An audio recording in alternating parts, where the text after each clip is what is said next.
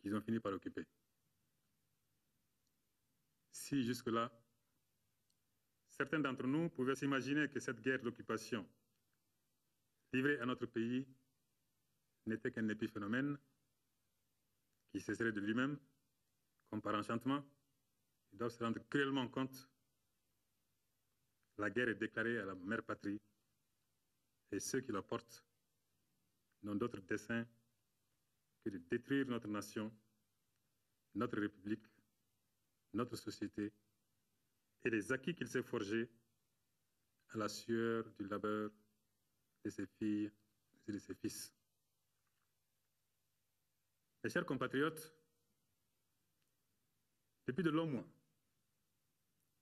avec l'accompagnement de la CEDEAO, de l'Union africaine, de l'Union européenne, de l'Organisation des Nations unies, des partenaires bilatéraux et multilatéraux, bref, de l'ensemble de la communauté internationale, nous avons exploré laborieusement les voies et moyens susceptibles de parvenir à des compromis dynamiques avec les groupes armés, mais en insistant sur le fait que ces compromis ne pourraient en aucun cas remettre en cause ni l'intégrité territoriale, ni la forme républicaine, ni la laïcité de l'État malien.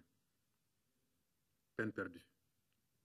Ceux qui occupent les régions de Gao, Tombouctou et Kidal, et qui infligent les pires souffrances aux populations de ces localités, sont restés sourds à nos offres de dialogue.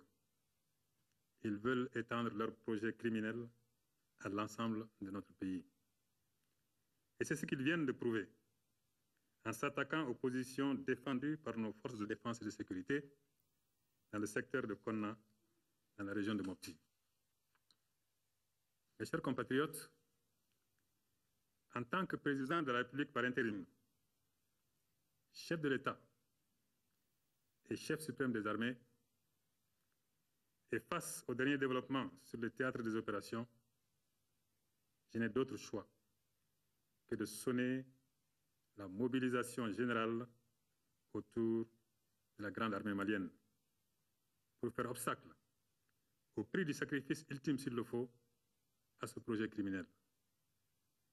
Nous avons la charge et la responsabilité de défendre par tous les moyens chaque centimètre carré de notre territoire national.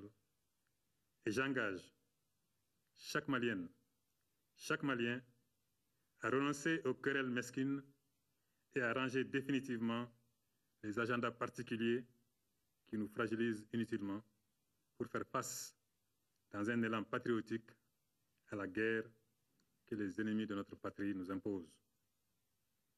Le gouvernement du Mali a pris la décision de proclamer l'état d'urgence sur toute l'étendue du territoire national. Chaque Malienne et chaque Malien doit désormais se considérer comme un soldat de la patrie et se comporter comme tel.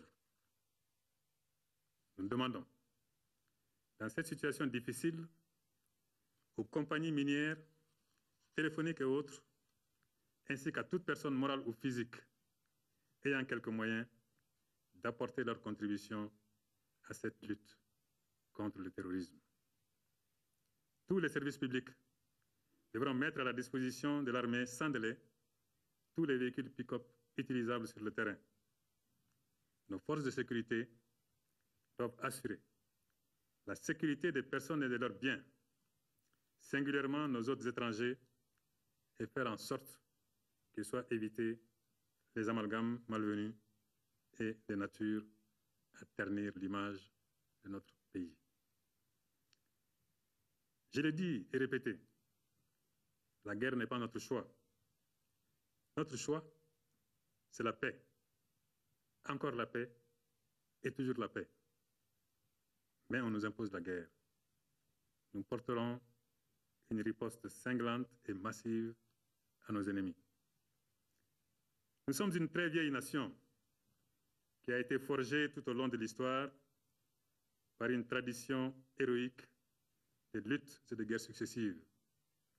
les péripéties inhérentes au déroulement des opérations sur le terrain n'ont jamais entamé ni la combativité, ni la détermination de nos ancêtres, convaincus qu'ils étaient de la justesse et de la noblesse de leur cause. Nos aînés, qui ont exercé dans les rangs de la coloniale et qui par la suite ont porté les luttes d'indépendance, ont perpétué cette belle tradition de bravoure, de courage et de sacrifice. La grande armée malienne, héritière de cette lignée de pro-combattants, n'a jamais rechigné à aller au bout de sa mission patriotique de défense de l'intégrité territoriale du pays. Mes chers compatriotes, la situation sur le front est globalement sous contrôle. Courageusement, nos forces armées, les fils de ce pays, font face à la situation. Au prix de leur sang, au prix de leur vie, ils défendent la patrie menacée, écrivant ainsi de belles pages d'héroïsme comme notre histoire en a connu. En ces heures graves, en accord avec la CEDEAO, j'ai sollicité et obtenu l'appui aérien de la France dans le cadre de la légalité internationale.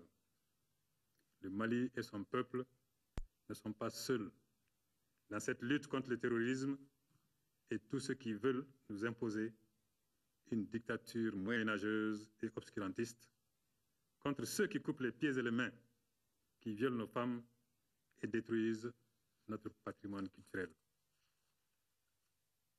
Vous serez tenus au courant de son évolution régulièrement par les services de communication de la Défense nationale. Surtout, méfiez-vous des informations non fondées qui sont données par téléphone portable, par des SMS, qui peuvent être envoyés même par nos ennemis pour vous démoraliser ou vous paniquer.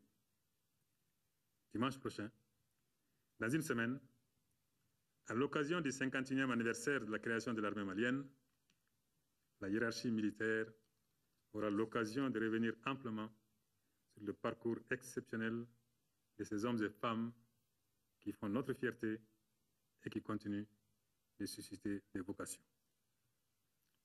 Mes chers compatriotes, m'adressant aux populations vivant sous occupation, celles se trouvant sur le théâtre des opérations en cours, et aux milliers d'hommes et de femmes déplacés et en exil, je voudrais leur renouveler notre engagement et notre détermination sans faille à abréger leur martyre. La nation tout entière est solidaire de leur calvaire. Leurs souffrances sont les nôtres. Aucune Malienne, aucun Malien ne peut se sentir heureux en pensant à une sœur, à un frère, à un ami, à un voisin ou à une simple connaissance qui subirait les affres de l'occupation, les brimades, l'humiliation et la destruction programmée de notre culture. Mes chers compatriotes, notre histoire, en tant que communauté de destin, s'accélère.